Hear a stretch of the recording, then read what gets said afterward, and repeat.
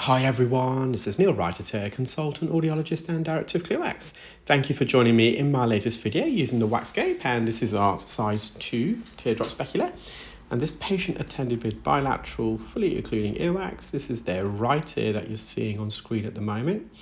And there is a bit of dead skin, some keratin, which is taking hold of the wax. So this dead skin, it sheds off the ear canal, and it's somewhat like double-sided sticky tape. Not only does it adhere itself to the canal wall, but it also attaches itself around the surface of the wax plug. Just put some olive oil spray in there just to help loosen that skin adhesion. And I'm just going to the bottom, I'm just lifting it up. You can see that skin there just beneath the wax where that's a great view you can see of the skin. And you can see that skin has almost wrapped itself around that wax plug, and the oil really helps to loosen that dead skin. Having said that, this is quite lodged, so just working away, trying to lift that skin away. Now, I've had a very interesting week. So I've had at least 3 patients contact us this week saying that they've been to other places and they were told that the wax is too deep and they can't have microsuction, and to find somewhere where it can be irrigated. So this patient's called up saying, well, they've been to X, Y, and Z. Two of the patients, they went, I think it probably on the same day, because we had the phone calls on the same day, went to a well-known optical and hearing place who are known to train non-clinicians to do their wax removal. And so my clinic manager had to explain that that's not really accurate advice. It's very likely that they're just not comfortable removing the wax from deep, and other specialists like myself obviously are. So to say, and obviously the patients have then got it in their mind that they have to get it irrigated. And so we explain kind of the benefits of microsuction and manual removal, and that irrigation is a blind technique, and it does come with risk. Now, all wax removal methods do come with risk, obviously, but with irrigation, you're more at risk of developing otitis externa because of the water involvement, introduction of more pathogenic bacteria like Pseudomonas aeruginosa, and there's potentially an increased risk of perforating the eardrum. Now, although that's a very low risk, but you are applying pressure in the ear. Now, in the UK, we use a system called irrigation, so it's more controlled than the old-fashioned metal syringe, but nonetheless.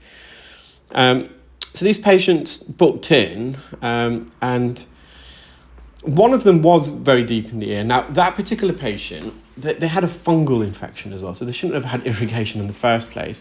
I'm glad that this company didn't attempt to remove it, because it was pretty complex. There was a deep retraction. I will upload that video hopefully next week. But it was a fungal infection, so you shouldn't be getting water in that ear anyway. But the other 2, the wax wasn't even deep. It was like halfway. The patient was in and out in literally seconds. So it's just really interesting that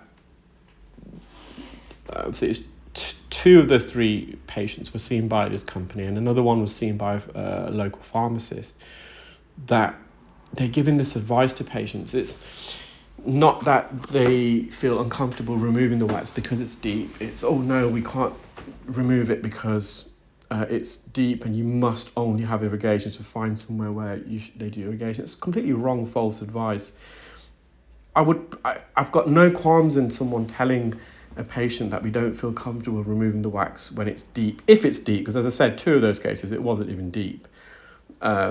But if it is deep and they don't feel comfortable, actually I respect the individual, because they're working within their realms. But to tell them, but then they should follow that up saying, look, find someone who's a bit more experienced, skilled, better visualization, as opposed to, so it's almost like they were justifying that they can't remove it by saying that you must have irrigation, which is just the wrong advice. But this is the UK for you in terms of ear care. So kind of come to expect it if I'm honest now. I mean, there's probably plenty of other cases that I don't often talk about it much now because the powers to be, really, I don't know what's going on with the regulatory side of things. It's been a few years since the new it's a professional body, if you like, that was formed on the back of all the campaigning I undertook a few years ago. But yeah, I'm not sure what's going on. But anyway, so moving on to the patient's left side. So this wax was a bit drier by the looks of it, deeper, a bit of a narrower ear canal. And again, it's kind of lodged itself deep. It's also attached itself here to the floor of the ear canal. So I'm just going to slowly lift it up, just giving it these little movements. And there's a bit of skin just below the suction tips. I think I might go on to that in a moment. Or is it working itself out in any case?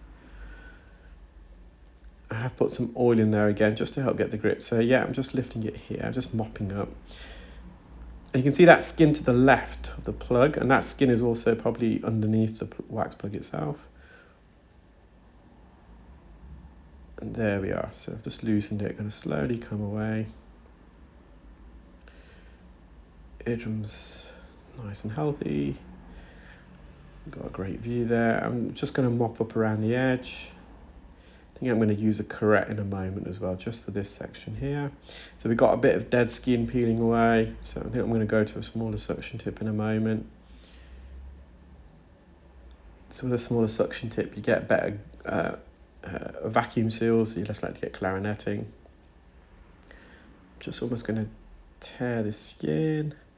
And I'm just going to mop up some of the surface wax here. This is on the cartilage region, this section here, so we can apply a bit of pressure, as long as it's soft, gentle pressure. I'm just going to mop up some of the oil that we put in, that's kind of lacquered itself against the skin.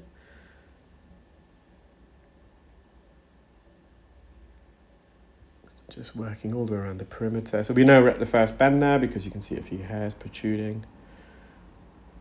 Let's have another look at the eardrums. Yes, a lot narrower ear than the right side. I'm just going to pull out the curette and just gently scoop some of this wax out from the roof.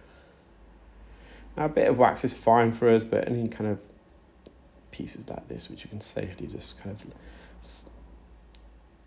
glide off the ear canal, and it still kind of leaves a little lacquer there, which is great. Well, I hope you enjoyed that video, guys. Take care, keep well, speak soon.